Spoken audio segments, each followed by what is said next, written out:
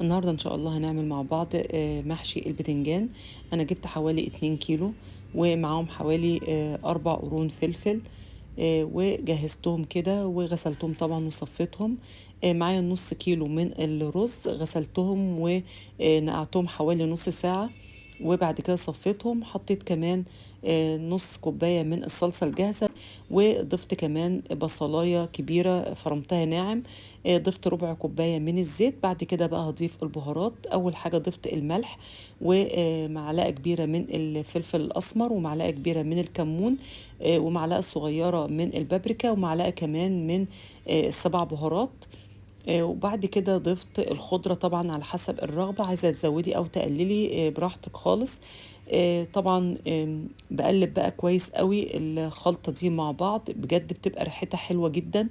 دي خلطة ني في ني عشان تبقى خفيفة على المعدة. بعد بقى ما قلبت كل الخلطة كده كويس، هبدأ بقى أحشي البتنجان. شوفوا بقى أنا بالظبط بحشي الصباع حوالي تلتين كده، يعني مش بملاه قوي. ناخد بالنا عشان طبعا نسيب مساحة لتسوية الرز.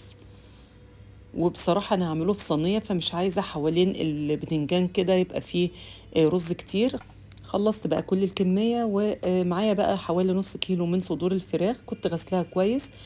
وجهزت صينية اللي هعمل فيها البتنجان. ضفت فيها حوالي مكعبين من الزبدة وحوالي معلقة من الزيت أو معلقتين. وبعد كده هنزل بصدور الفراخ.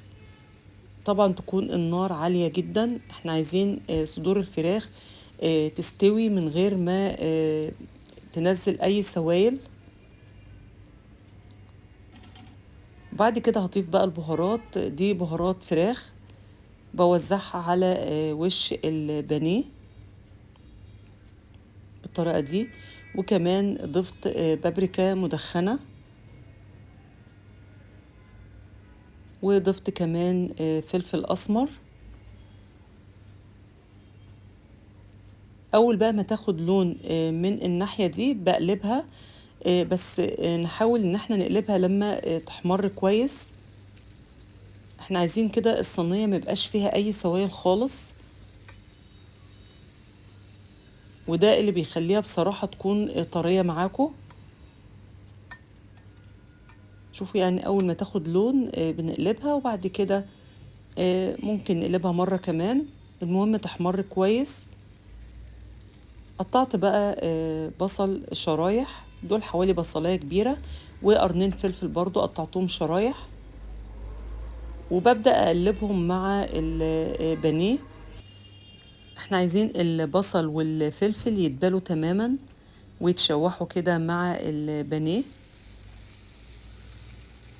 يعني بالظبط كده حوالي دقيقتين على النار. طبعا زي ما احنا قلنا النار تكون عالية.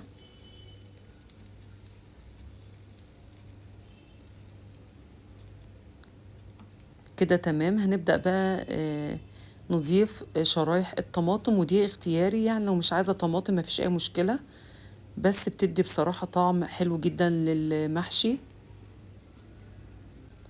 معايا قرن فلفل حامي، وده طبعا اختياري، يعني لو مش عايزة تضيفيه مفيش اي مشكلة، بس الناس بقى اللي بتحب المحشي كده يكون مشطشط. انا ضفت هنا حوالي قرن او نص كمان، يعني مش لازم تاخديه كله. وزعته كده على الوش، وبدأت هنا بقى أرص المحشي. طبعا احنا قللنا كمية الرز، يعني تلتين الصباع بالظبط، عشان الرز ما يبقاش موجود كده في الصينية. وهنشوف دلوقتي بعد التسوية بجد حلو قوي.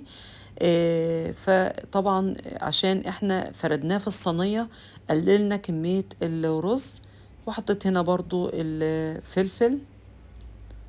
طبعا انا حشيت برضو شطة. دي بقى شوربة كانت عندي غليتها.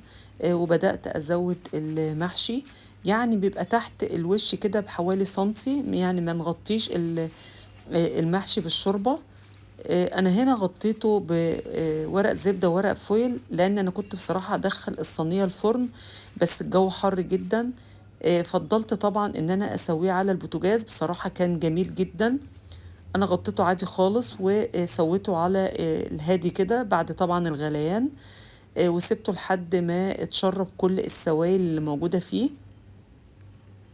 بياخد حوالي نص ساعة أو ساعة إلا ربع. طبعا احنا نقعين الرز، فبصراحة كان سواه حلو جدا. هنا بقى بعد تقريبا آم، يعني حوالي نص ساعة وخمس دقايق، ساعة إلا ربع يعني تقريبا. شوفوا مفيش رز خالص في الصينية، وبصراحة مستوي جدا. شوفوا بقى، تحفة. وريحته كده بصراحة كانت قلب البيت. بصراحة الخلطة الني في ني بتبقى خفيفة جدا على المعدة، والطعم كمان بصراحة كان جميل جدا. وطعم الفراخ كده واخد من البصل والفلفل والطماطم والبهارات اللي احنا ضفناها. بجد حلوة قوي، والفراخ كده متحمرة، ولونها وطعمها جميل جدا. بتمنى وصفة النهاردة تكون عجبتكم. واللي مشتركش بقى في قناتي ينزل يشترك في القناة، وفعلوا زر الجرس على الكل عشان توصلكوا كل وصفاتي الجديدة أول بأول. بشكركم شكرا جزيلا، والسلام عليكم ورحمة الله وبركاته.